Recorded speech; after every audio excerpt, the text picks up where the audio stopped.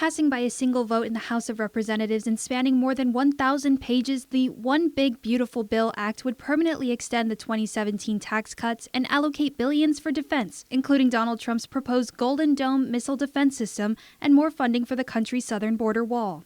But these sweeping changes come with significant trade-offs to fund them, slashing spending in key social programs like SNAP, Medicaid, and other safety nets. Acting Governor Josh Tenorio says this measure can only result in instability for Guam's families. If the bill gets enacted into law as is, we're going to see some of the most vulnerable people on the island get hurt the most. Our philosophy in Guam and in our government is to make sure that when people need a helping hand, that it's there, especially when it comes to food, sustenance, and healthcare. They're so critical for people to live a life here on the island. The bill also proposes deep cuts to Medicaid, a program that is vital for thousands of island residents.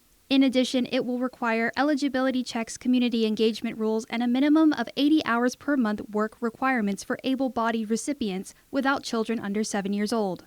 We already suffer from having a shortage of specialty care. We live in an isolated part of the world, and so these supports are necessary for people to be able to survive on the island. As reported by KUAM, Department of Public Health Director Teresa Arreola says Guam will not be impacted by this bill. And in a release today, Congressman Moylan confirms that at this point, Guam will not have to participate in these checks or requirements.